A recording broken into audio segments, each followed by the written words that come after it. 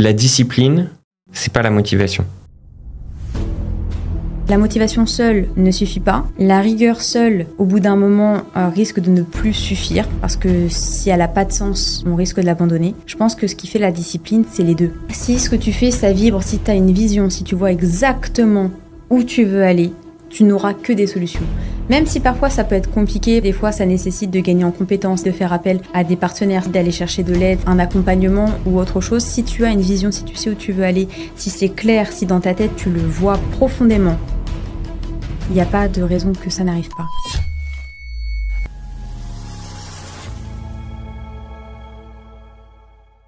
Hello l'équipe, lors du record, on a eu des problèmes techniques de son. Alors évidemment, on a gardé le contenu qui nous paraissait extrêmement pertinent pour vous le partager. Donc on vous espère une bonne écoute et encore désolé pour les problèmes de son. Et on se retrouve à tout de suite. Bonjour à tous, on espère que vous allez pour le mieux. Aujourd'hui, on se retrouve pour un nouvel épisode de Grandir par l'entrepreneuriat avec ma chère Lindsay. Bonjour à tous. Un plaisir à nouveau de t'avoir avec moi pour Plaisir pouvoir partager du contenu à nos auditeurs. Alors aujourd'hui, on va commencer par une question qui nous a été posée, que je vais lire, évidemment. Pas d'autre contexte, on aura uniquement la question, une personne que nous ne connaissons jusqu'ici pas. Donc, ça va être extrêmement pertinent de prendre ce retour, cette question, et de pouvoir lui donner un retour. La question est, la traversée du désert. Alors là, il s'exprime. J'ai vraiment du mal dans cette période à rester régulier. Je suis trop irrégulier et mes efforts fluctuent. Visuellement, il a l'air d'être impacté par ça.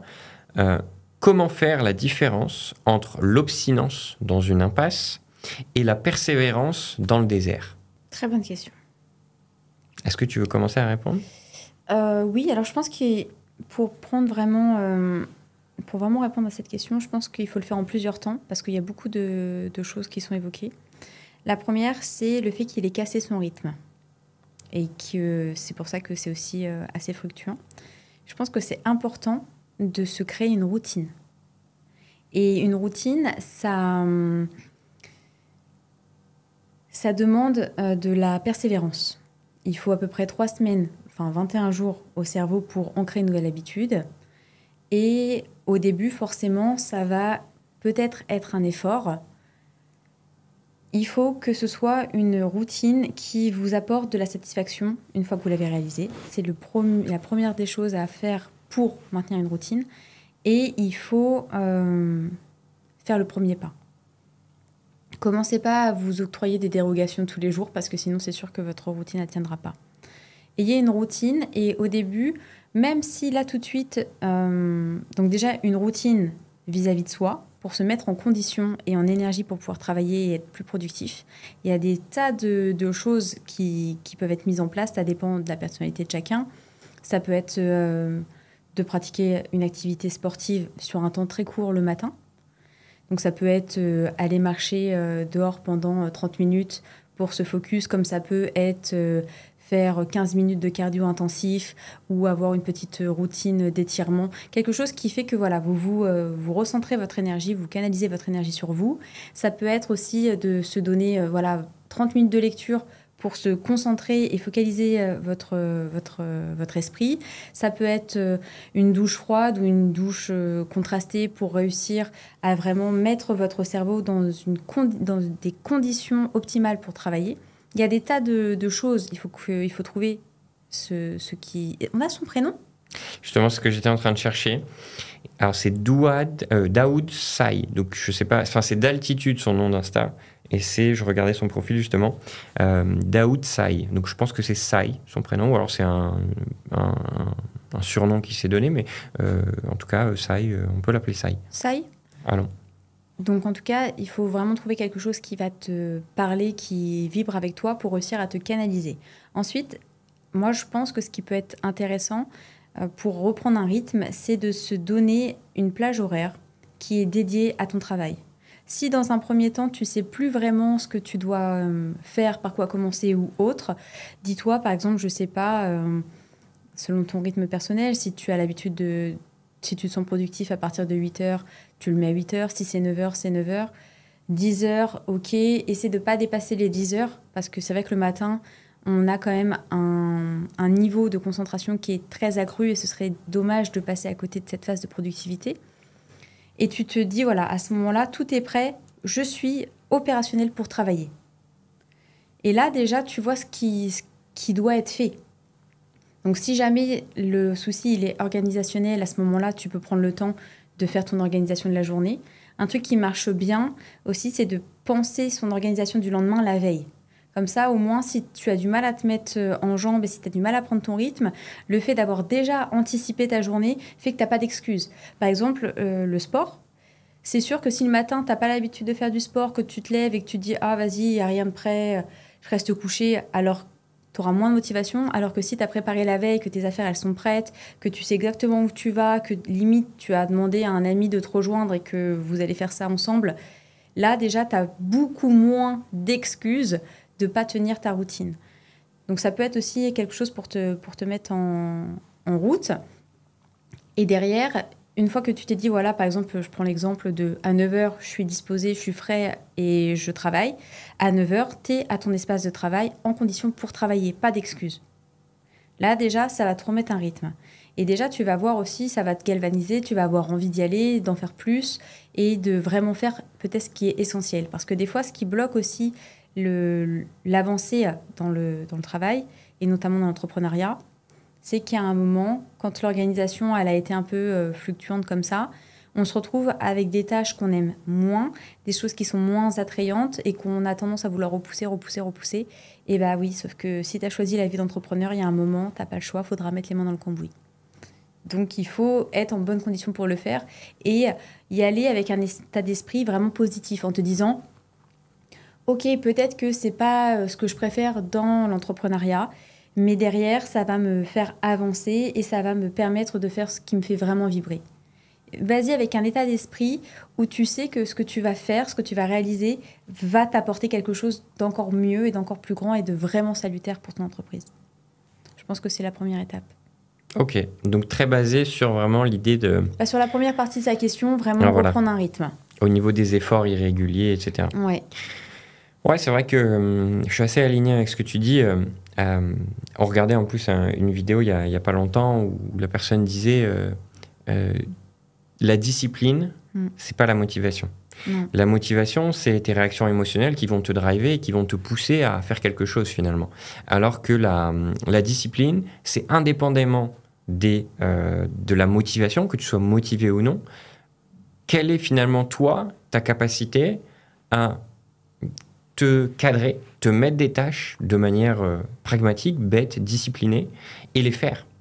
Et à partir de là, en effet, tu vas créer une certaine discipline. Alors toi, que tu appelles aussi en partie une habitude, parce qu'une habitude peut être une manière de te discipliner aussi. Une routine, oui. Mais il faut s'y tenir. Et en fait, les gens qui sont des fois pas les plus motivés, mais qui sont les plus disciplinés, auront plus de résultats parce qu'ils feront bêtement le travail. Donc là, ici, toi, tu es dans une phase où Sai, tu parles de la traversée du désert. Alors j'aime bien l'idée parce que l'image est forte, mais tu as fait preuve d'irrégularité et cette irrégularité t'a mis dans le désert. Ça, c'est mon avis. Je pense que parce que tu as fait preuve d'irrégularité, tu t'es trouvé dans une situation où ce que tu fais n'est pas au meilleur de ce que tu peux faire parce que tu n'es pas constant. Et donc, naturellement, tu n'as pas les résultats escomptés pour pouvoir analyser ce qui va ou ce qui ne va pas. Alors ça, c'est une alternative, c'est une potentielle vision. Autre vision à ça, vis-à-vis de la traversée du désert, tu te concentres sur plusieurs sources d'acquisition, sources de présence, sources de visibilité peut-être auprès de l'audience, mais en gros, tu es partout sans être concentré sur un élément et performer dans cet élément. Et peut-être que cet élément, d'ailleurs, que tu veux aussi essayer de te concentrer, n'est peut-être pas le meilleur. Donc, il y a un tout, c'est savoir, ok, tu es dans le désert, pourquoi tu es dans le désert ?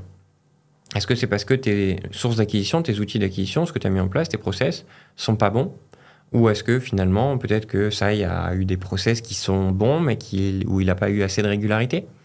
Je sais pas. Ou qui lui conviennent plus peut-être aussi. Ou qui lui conviennent pas, exactement. Donc, il faut que tu te poses la question de pourquoi. C'est pas juste, ok, je suis dans le désert. Non, pourquoi est-ce que je suis dans le désert ? Et à partir de là, tu analyses. Tu analyses les datas, tu analyses ce qui a pu marcher, ce qui a pu moins marcher dans ce que tu as fait, ce qui a eu plus de vues. Alors même si c'est des vues qui sont relativement faibles, tu as quand même une variante entre 50 vues et 200 vues. Donc, qu'est-ce qui fait cette différence? C'est un créateur de contenu? J'ai regardé rapidement, mais disons qu'on n'a pas d'informations réellement sur ce qu'il fait.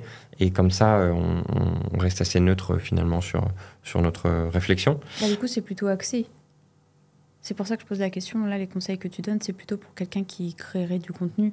Oui, ou même ça peut être tout, parce que maintenant, c'est un moyen d'acquisition pour tout le monde. Créer du contenu, peu importe le service que tu vends, tu vois ce que je veux dire. Par rapport en termes de visibilité. Même si tu es une boutique, finalement, si tu veux être visible, tu mets aussi des pratiques de contenu, création de contenu, quoi. Donc ouais, finalement, c'est ça. Creuse dans tes données, dans tes analyses, ce qui fait que finalement, tu es dans cette traversée du désert.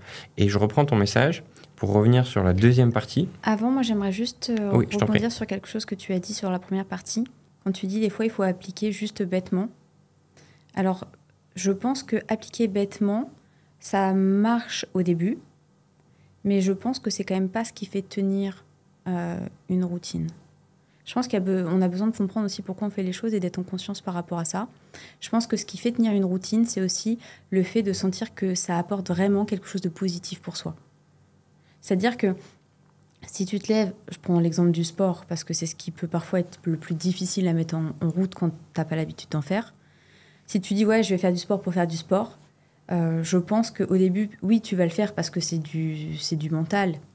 Mais ce qui va vraiment ancrer la routine, l'habitude, je pense que c'est quand même les effets bénéfiques qu'on en retire et comment on se sent. Et je pense que c'est important de se dire qu'à chaque fois qu'on fait quelque chose, d'agir en conscience et de se dire « oui, ça, c'est quelque chose qui me fait du bien ». Et c'est pour ça qu'on a envie de le refaire, en fait.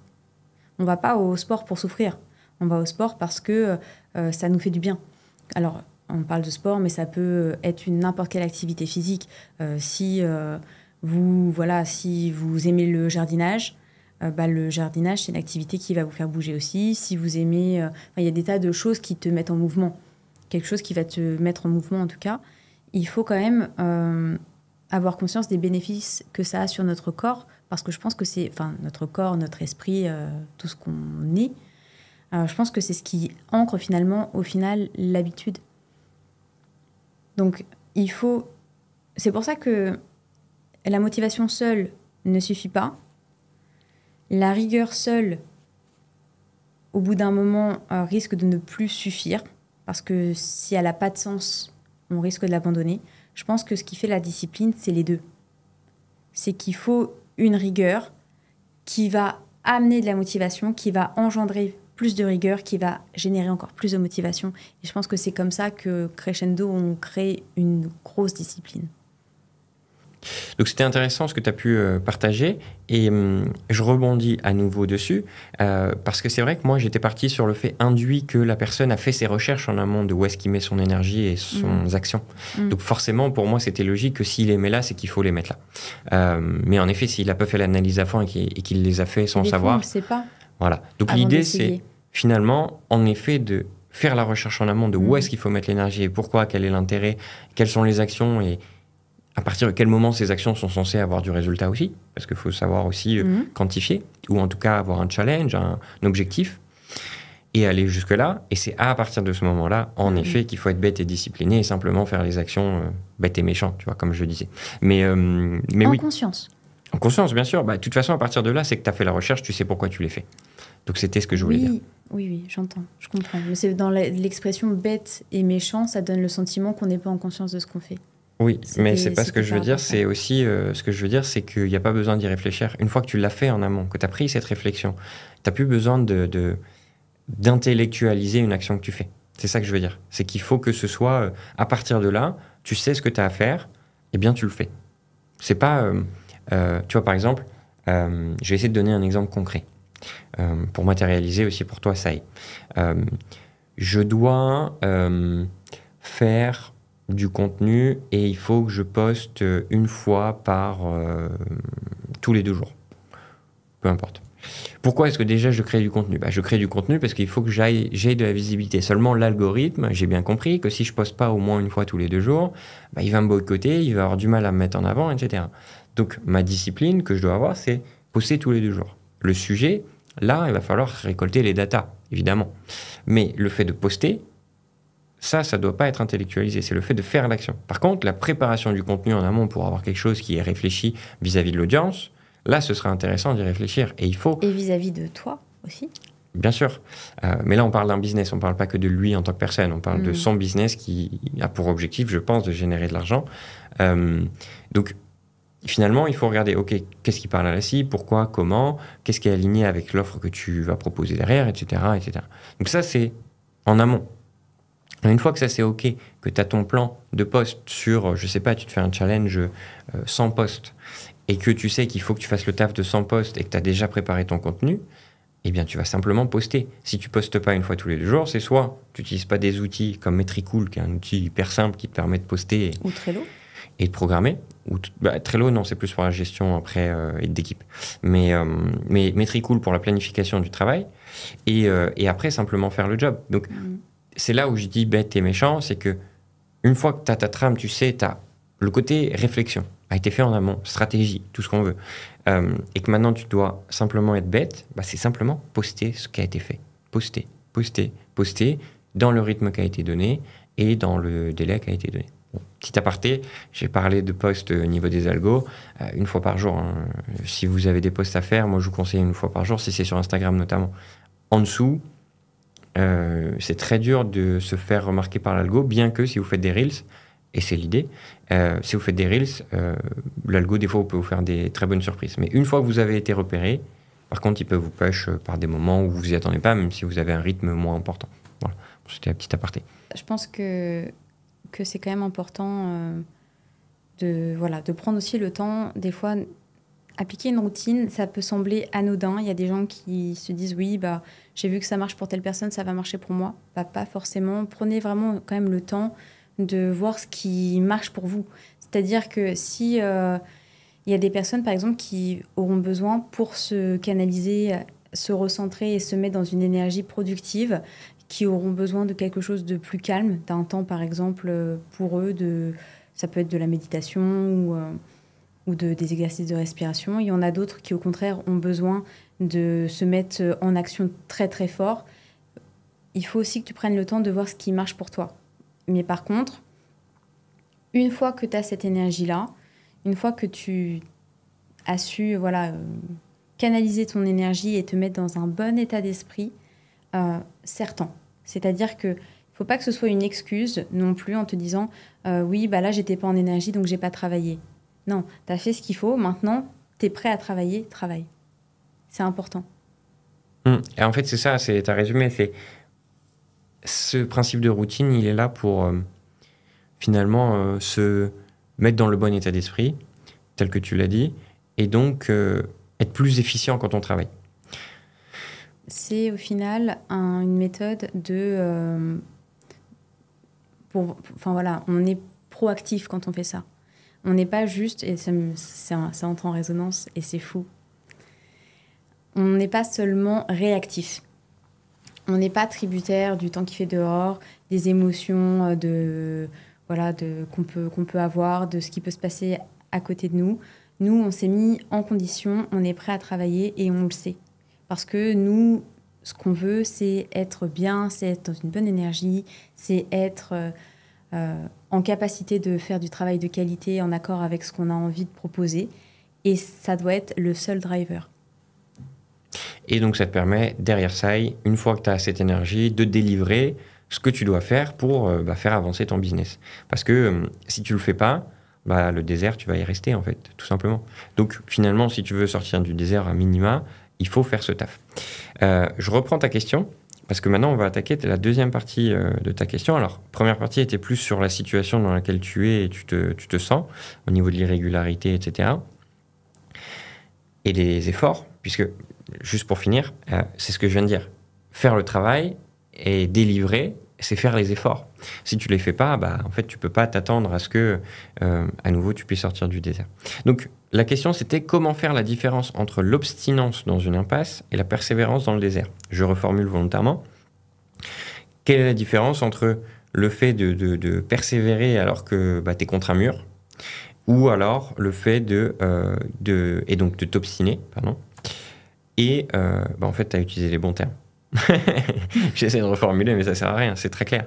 La différence entre l'obstinence dans une impasse, donc contre un mur, et la persévérance dans le désert. Parce que le désert, synonyme de tu peux en sortir, et synonyme de il y a autre chose derrière qui t'attend, et plutôt, en général, après le désert, c'est l'oasis, c'est la mer, c'est la nature, c'est tout ce genre de choses, donc les belles choses qui peuvent arriver derrière. Donc, selon toi, l'INSEE, quelle serait la différence? C'est moi. Quelle serait la différence? Moi, j'ai eu l'impression d'être à l'école d'un seul coup. Je te la refais exactement la même. Selon toi, l'INSEE, quelle est la différence entre les deux et comment les différencier? Je pense, et alors là, je sais que tout le monde ne va pas forcément être d'accord avec moi, mais je pense qu'on a tous, au fond de nous, si on fait preuve de lucidité et d'honnêteté envers nous-mêmes, ce qui n'est pas toujours facile, on le sait. On le sait quand, tristement, parce que des fois, on ne veut pas se l'admettre, hein. Des fois, quand quelque chose... Mais ça marche pour tout. Ça marche pour un projet professionnel, ça marche aussi dans certaines relations. En réalité, au fond de nous, généralement, on sent quand peut-être on est arrivé au bout du processus, dans cette direction-là en tout cas. C'est-à-dire que le désert, c'est vaste, mais ce n'est de toute façon jamais infini. Donc il faut se poser cette question-là. Si à un moment tu te sens... le but, c'est pas en effet d'être au bord du fossé et de faire un pas en avant. C'est pas du tout ça. C'est juste se dire qu'à un moment, c'est peut-être plus la bonne direction. Je pense qu'au fond de nous, on le sait profondément si on est connecté un petit peu à soi. On sait le moment où c'est pas le moment, où c'est plus le moment. Si ce que tu fais, ça vibre, si tu as une vision, si tu vois exactement où tu veux aller, tu n'auras que des solutions. Même si parfois ça peut être compliqué parce qu'en effet, des fois, ça nécessite de gagner en compétences, ça nécessite de faire appel à des partenaires, ça nécessite d'aller chercher de l'aide, ça nécessite parfois un accompagnement ou autre chose. Si tu as une vision, si tu sais où tu veux aller, si c'est clair, si dans ta tête tu le vois profondément, il n'y a pas de raison que ça n'arrive pas. Si par contre, tu sais que là, tu agis pour agir, mais qu'il n'y a plus de finalité derrière tout ça, si tu sais qu'en fait, le but derrière n'est plus aligné avec toi, alors c'est pas forcément qu'il faut arrêter de s'obstiner, mais il faut seulement arrêter d'aller dans cette direction-là. Le désert, c'est ce qu'on disait, c'est vaste. T'es pas obligé d'aller tout droit si tout droit, c'est un mur. Des fois, il y a un moment, il faut... en fait, pour moi, la clé dans tout ça, c'est d'être honnête avec soi-même. Et il faut faire attention à ça parce que des fois, on va auto-alimenter on fait preuve d'auto-persuasion parce que parfois, c'est plus facile. Et c'est là où c'est difficile. Et c'est là où ça demande un vrai travail sur soi. Parce que des fois, c'est compliqué de se dire que peut-être on n'a pas fait les choses comme il aurait fallu. C'est compliqué de se dire que peut-être on s'est trompé. C'est compliqué de se dire que peut-être que le projet n'a pas été suffisamment élaboré.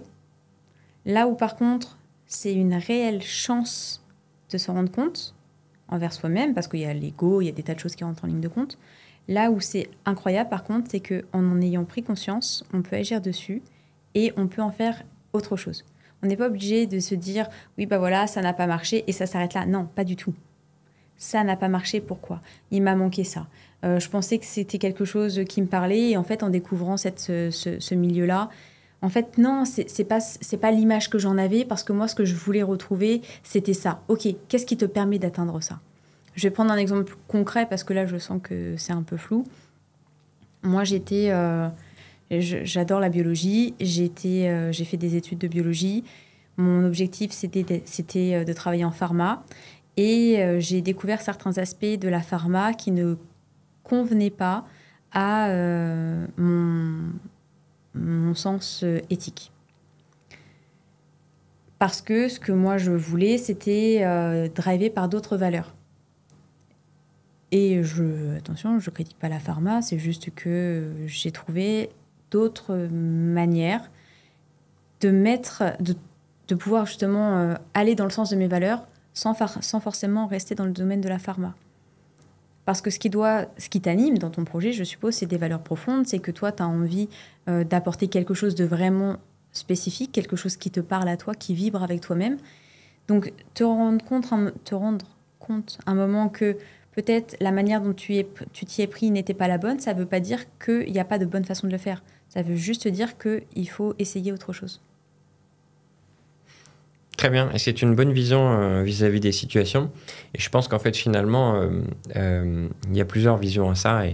Et je vais en ajouter une qui se rapproche un peu de ce que tu disais vers la fin. C'est que aujourd'hui, soit ce que tu fais, en effet, tu n'es pas honnête avec toi-même et c'est pas du tout aligné avec ce qu'il faut faire, et tu le sais. Soit ce que tu fais, c'est bien, mais c'est peut-être pas ce qu'il y a de mieux.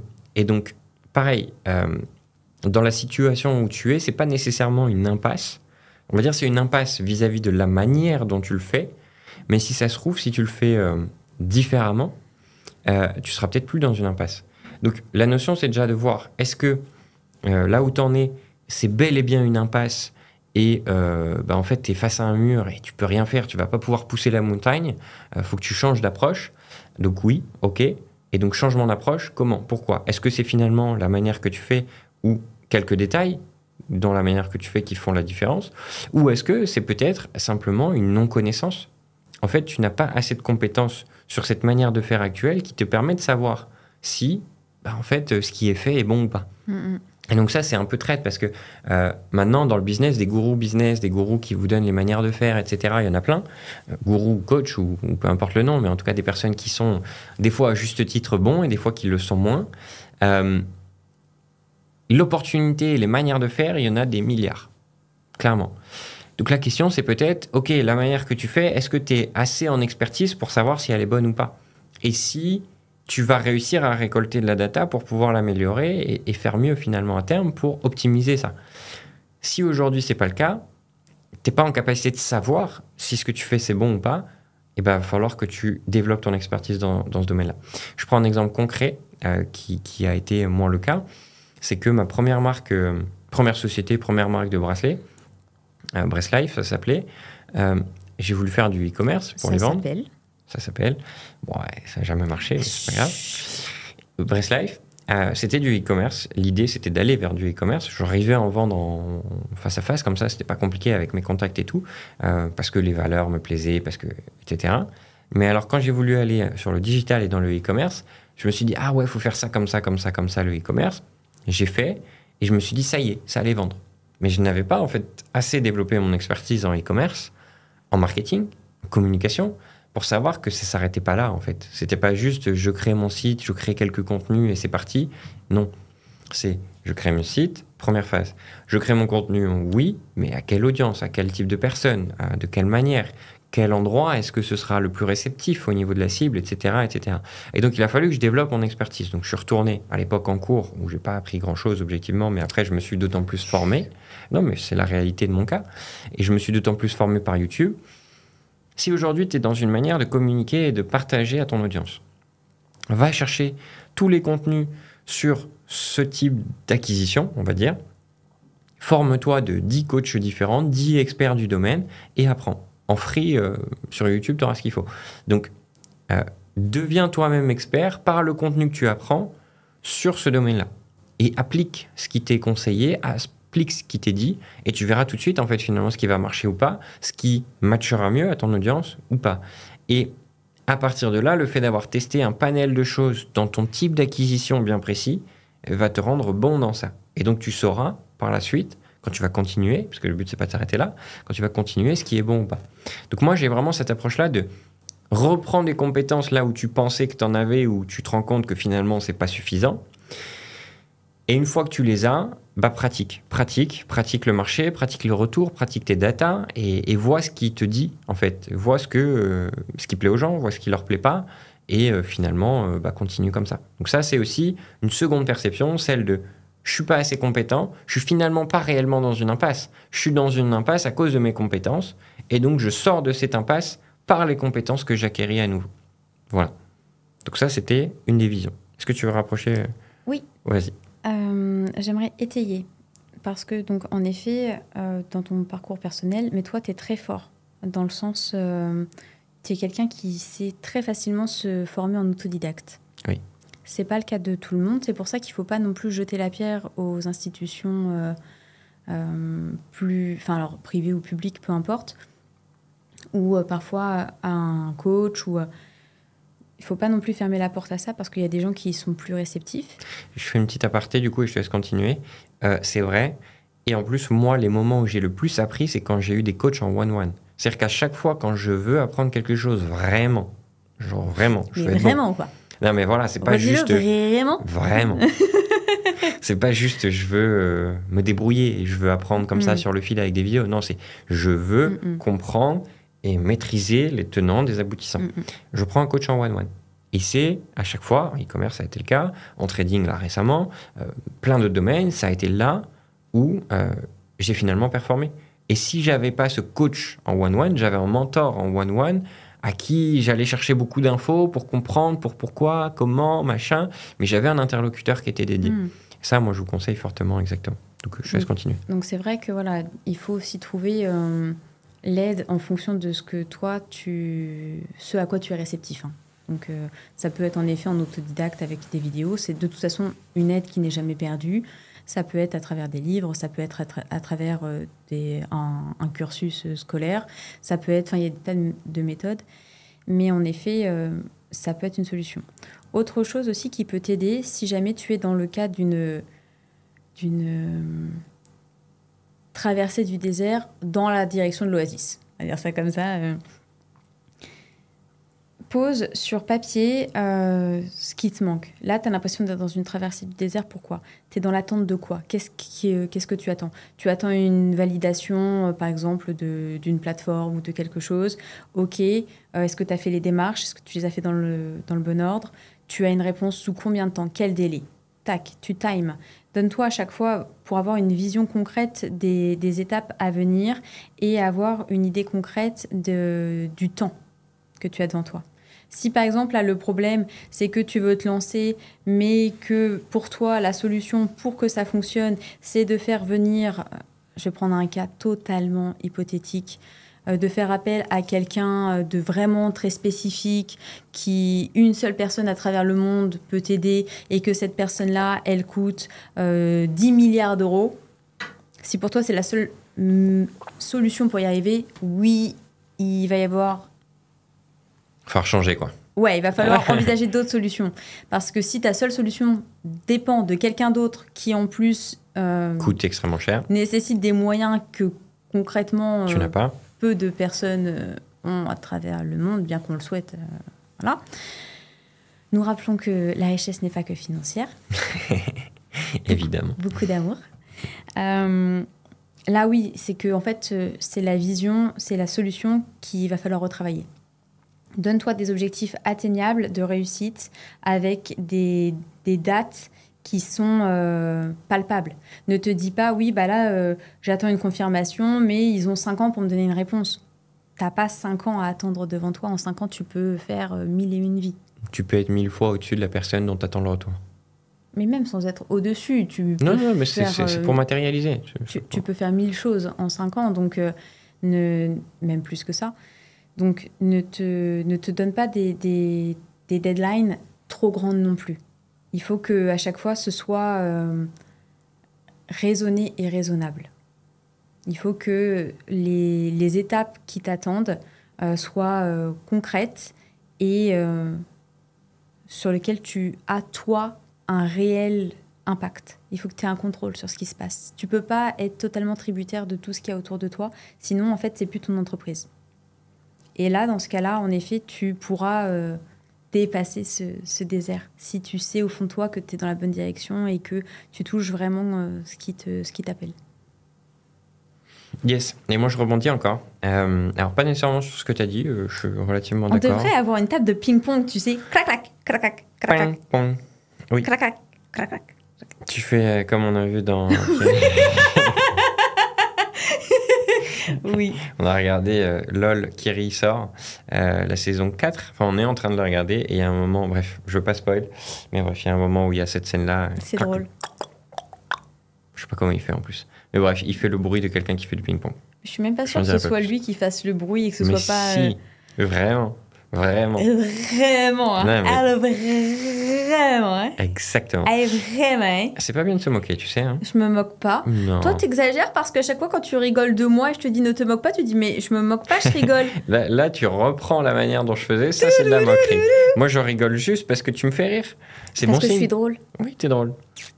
Dans Kiri sort, crois-moi, ils se retiennent de rire et ils en ont envie de rire. Hein. Donc, moi, je rigole. Mais moi, je sais, bravo, hein. Vous êtes hyper fort parce que moi, je tiendrai pas 2 secondes, je pense. Déjà, moi, je suis le genre de personne à rire de mes propres blagues avant de l'avoir fait. Oui, on l'a vu, ça. On l'a vu. Comment ça? Mais donc, recentrons-nous. C'était une petite aparté. Oui, pardon. Ping-pong, je voulais dire quoi? Oui, je voulais rebondir, parce que là, on parlait plus le côté impasse. Mais finalement, persévérance dans le désert. Et ben, ça, c'est bien. Et comment est-ce qu'on sait que finalement, on est sur la bonne voie? Très bonne question. Eh bien, il y a des indicateurs. J'aime beaucoup. Je fais une aparté, pardon, excuse-moi, c'était un peu Vas-y. de décoffrage. Mais j'aime vraiment beaucoup. En fait, je réalise, enfin, je le savais déjà, mais je le réalise encore plus aujourd'hui, qu'on a des approches sur des points différents. Et j'ai hâte d'avoir ton analyse technique. Mais pas que. C'est vrai que toi, tu es très émotionnel, humain. Mais toi, dans je sais la que réflexion. tu es très pragmatique et que tu as des indicateurs. Bah, c'est surtout que je veux donner des clés parce oui, que oui, mais c'est pour ça que c'est intéressant. C'est très si on reste intéressant. que sur l'aspect développement personnel, alors ce qui est très bien, mais ça ne suffit pas. Parce qu'on a potentiellement un entrepreneur en face, tu vois. Donc il lui faut quelque chose de concret. On peut être les deux. Non, mais c'est ça que je dis. C'est exactement C'est ce ça, que je c'est ça, souhaite partager. C'est ça ce que je dis. Oui, c'est ce que je Je vais dis. boire de l'eau, j'ai chaud. Dis ce que je dis, pas ce que je fais. Donc, c'est exactement ce que je suis en train de partager. Que finalement, ici, il faut les deux. Et là où je vais mettre l'accent, donc c'est en effet ce qui peut te permettre de savoir, toi, que tu es dans la bonne direction et que tu vas quitter le désert. Et donc pour ça, eh bien, il faut finalement les indicateurs qui vont te permettre de savoir que c'est le cas ou pas. Ces indicateurs, pour moi, là où je me centrerai, alors on va parler en mode, j'ai vu rapidement ton Insta, donc je vais considérer que tu communiques par Insta. Est-ce que je peux le voir moi aussi? Por favor. Je te le transfère, je reprends. D'altitude. Si tu souhaites, SAI, alias SAI, si tu souhaites en effet savoir si tu es dans la bonne direction de sortie du désert, il est extrêmement important que tu regardes les indicateurs qui vont correspondre. Je vais considérer qu'en effet, toi en l'occurrence, tu as ton business qui est basé sur une création de contenu Instagram. Je me base sur cet exemple. Si ce n'est pas le cas, pardonne-moi, mais certains de la même façon, essaie de chercher quels peuvent être les indicateurs. Forcément, si tu fais du contenu, tu as des gens ici et là qui vont voir ton contenu. Tu vas avoir des gens qui vont avoir un attrait, de l'engagement. Donc l'idée, c'est de voir quel type de contenu dans ce que tu as posté ont eu le plus d'engagement, donc le plus, non pas nécessairement tout de suite de likes, parce que des fois tu peux avoir des contenus et percer dans un domaine et avoir des clients sans pour autant avoir de likes à tes publications, mais ceux qui ont eu le plus de vues, celles qui ont eu le plus de vues. Si tu vois que tu as une croissance entre quand tu as commencé et maintenant, si tu as eu, entre guillemets, une période de, comme je disais, 100 posts, tu vois, où tu te mets vraiment une tâche et une routine et tu es allé au bout, tu regardes vraiment qu'est-ce qu'a été la croissance. S'il y a eu une croissance, c'est bon signe. Ton nombre de followers, est-ce qu'il y a eu... Alors, pour ça, il faut aussi récolter les datas. Si tu n'as pas suivi où est-ce que tu en étais et où tu en es aujourd'hui, bah, c'est difficile. Donc, il faut que tu récoltes ces datas et que tu suives.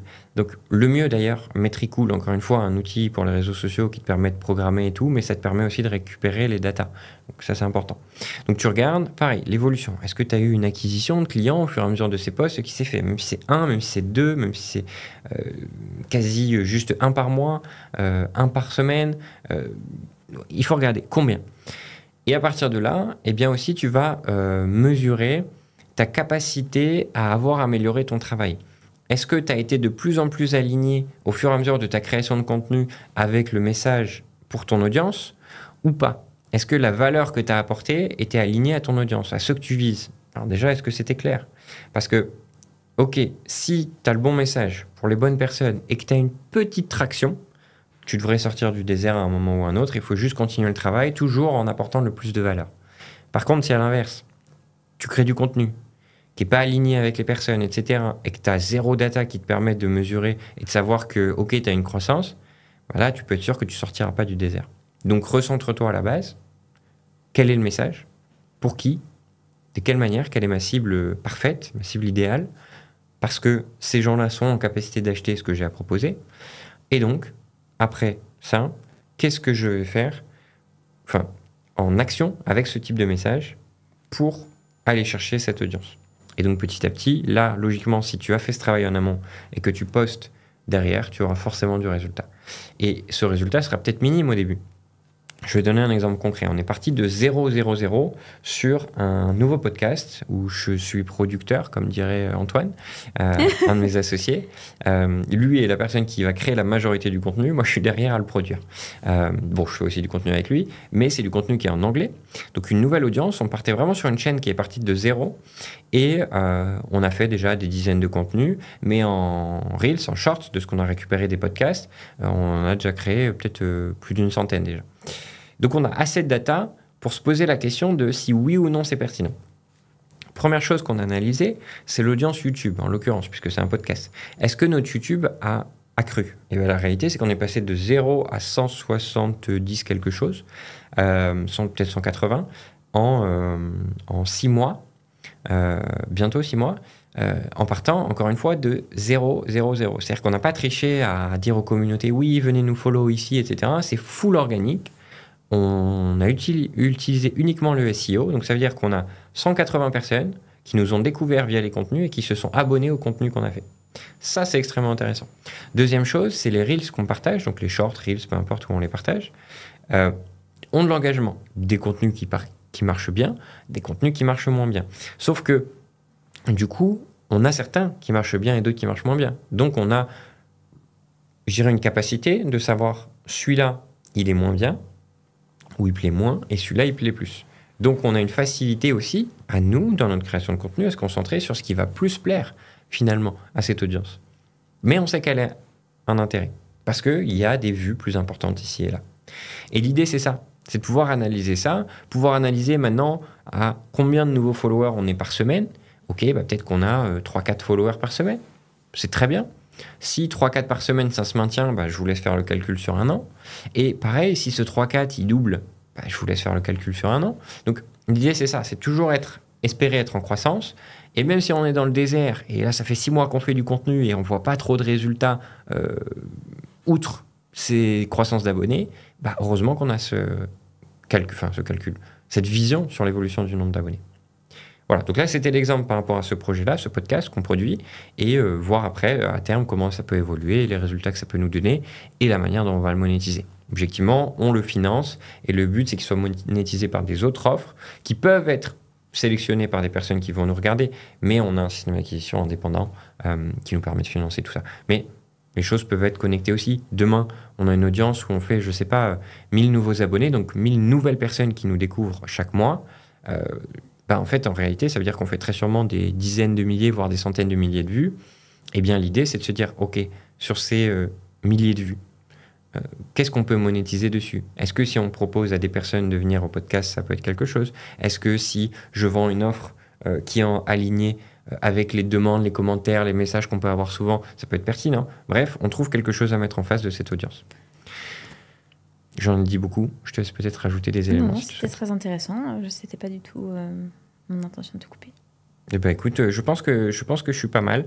On peut peut-être rajouter 1 ou 2 éléments. Tu penses que t'es pas mal? Évidemment. Mais est-ce qu'il y a quelque chose que tu veux rajouter? Parce que là, je suis parti dans plein de choses et j'aurais pu m'égarer encore longtemps. Vis-à-vis de cette différenciation vraiment entre t'es face au mur ou t'es pas face au mur et tu peux continuer, il faut continuer jusqu'à avoir les résultats. Plus de résultats en tout cas. Parce que les résultats peuvent être minimes. Mais ce qu'on veut, c'est avoir de plus gros évidemment. Et quelle discipline on doit avoir pour arriver là, quoi. Je pense qu'on a déjà dit beaucoup de choses. Après, il faudrait que ce soit plus individuel. Mais c'est vrai que à ce jour, en tout cas moi personnellement, je le connais pas. On peut peut-être faire un truc. J'y ai pensé tout à l'heure pendant qu'on échangeait. C'est que là, on a on va l'appeler. Le profil de Datitude. Imagine, ce serait incroyable comme dans Question pour... non, pas Question pour un champion, dans... Enfin, je sais plus, Appel à un ami, Appel à un ami, Et tu sais qu'il y a peut-être un truc où on peut peut-être enregistrer un vocal en direct, pour le coup, hein, pour donner retour. Bon, ce que je voulais dire. On a son profil, Teltitude, donc Asai. Merci à toi d'ailleurs de la question que tu as posée, encore une fois. Et là, on peut essayer de deviner quelle est son activité. L'intention de Sai. Non, moi, je suis pas douée pour ça. Non, mais pas deviner, mais c'est pas. Enfin, ce que je veux dire, c'est que justement, par ce qu'on va voir, on peut donner des conseils par rapport à ce qu'on va voir. C'est ça que je veux dire. Bah alors, c'est vrai que toi, tu as un regard beaucoup plus technique, donc ça peut en effet être un exercice hyper intéressant pour toi. Je pense que toi aussi, hein, tu as aussi beaucoup à apporter. Hein. Non, mais je ne doute minimise pas que j'ai la beaucoup de valeur. choses à apporter. Je n'en doute pas. C'est juste que... Même au niveau technique. Oui, On va faire l'exercice et on va voir à quelle hauteur tu penses qu'il y a des choses intéressantes à apporter de ta part. Si tu me laisses la main, je prends la main. Mais bien sûr, je te laisse la main. Moi, je n'avais pas prévu de faire cet exercice. Ça, c'est ce qu'on appelle quelqu'un borné. Elle l'est autant que moi, je vous rassure. Non, mais c'est pas ça. C'est pas que je n'ai pas envie de me prêter au jeu, mais c'est que j'aurais voulu avoir un contact avec lui d'abord, connaître quels étaient ses objectifs pour pouvoir peut-être lui donner des conseils ou une approche par rapport à ce que lui aurait voulu. Puisqu'il n'est pas là en podcast, il va avoir beaucoup de mal à le faire. Oui. Donc c'est là justement l'intérêt, c'est qu'on soit en capacité de demain n'importe quelle question de quelqu'un d'un abonné, je t'en prie, ouvre qu'on puisse lui apporter de la valeur. Ouvre la voie. Justement, donc là on voit sur ton profil, je reprends ce que j'allais dire justement, que tu veux aider les infopreneurs à augmenter leur chiffre d'affaires grâce à l'email marketing. Ah, j'avais pas capté ça, tiens. Intéressant. Donc l'email marketing, ok. Oui, donc j'imagine que tu dois être bon en copywriting, ce qui est bien, donc en analyse, copywriting, donc ça c'est cool. Donc ça veut dire que si tu as déjà des compétences d'analyse et de copywriting, logiquement tu devrais trouver là où tu peux améliorer ton taf. Si ton acquisition se fait par Instagram, il y a déjà une dissonance entre ce que tu apportes et l'offre que tu proposes. Je m'explique. Je vois quelque chose qui est très sympa, enfin que moi j'aime beaucoup, c'est le fait que tu analyses des livres, business, développement personnel, exemple Miracle Morning, exemple Karma Sutra de... Ah oui, c'est Steve quelque chose, oui, by Steve. Anthony Nevo, il suffit d'une rencontre pour changer de vie. Tu gagnes. Ah oui, t'as vraiment Paulo Coelho, t'as les extrêmes, ça c'est vraiment intéressant. Laurent Gounel, que tu n'as pas encore lu, malgré le fait que je te l'ai offert. Tout à fait. Il y a déjà de ça 2 ans. Semaine de 4 heures, Timothy Ferris, bref, t'as vraiment une analyse de... Il a éludé, hein. Oui, mais non, parce que je l'ai pris en compte. Le style de vie d'un samouraï, la traite des 5 roues de Musashi Miyamoto. Bref, énormément d'analyses de livres que tu as fait jour par jour. Très cool. Chaque jour un livre, donc très intéressant. Seulement, ton analyse de livre, elle est bien, elle est bonne, mais ton offre est totalement décorrélée à ce que tu as proposé. C'est-à-dire que comment est-ce qu'on peut se douter alors que tu analyses des livres et que tu ressors l'essentiel, et c'est très bien, et c'est quali, l'analyse que tu en fais, et les pépites que tu en ressors d'ailleurs, et les appels à l'action aussi. Mais du coup, ça n'a aucun lien avec l'email marketing. Bémol. Donc là, moi aujourd'hui, si j'avais un premier conseil à te donner, c'est ce que tu as proposé sur les livres, c'est très bien. Si ça te passionne et que tu aimes ça, top. Mais trouve ce que tu peux offrir par rapport à ça. Trouve ce que tu peux offrir parce que il faut que ce soit aligné avec le contenu que tu crées et ton offre. Et aujourd'hui, si tu n'as pas d'offre vis-à-vis du contenu que tu crées, il y a une dissonance, comme je disais au tout début. Et donc, les gens ne vont pas être tentés d'acheter ce que tu proposes parce qu'ils ne comprennent pas, en fait, pourquoi tu proposes ce type de contenu et que tu vends quelque chose qui n'a rien à voir. Donc, ça. Donc, si tu aimes les livres tels que tu fais, si tu proposes des conseils aux entrepreneurs, dans ce cas-là, tu proposes peut-être des accompagnements aux entrepreneurs, mais plus sur le développement personnel, je me dis, vu que c'est des livres vraiment très axés au développement personnel, business, etc. Peut-être à réfléchir. En tout cas, autre sujet qui est Ah oui, tu avais commencé un challenge il y a 3 jours. Ah, suspense alors. J'espère que d'ici que la vidéo sorte, tu auras continué. Une vidéo par jour pendant 60 jours. Dès lundi, tu commences l'aventure, lundi prochain. Donc, c'est en effet lundi qui arrive. J'espère que tu vas le faire. Ça y est.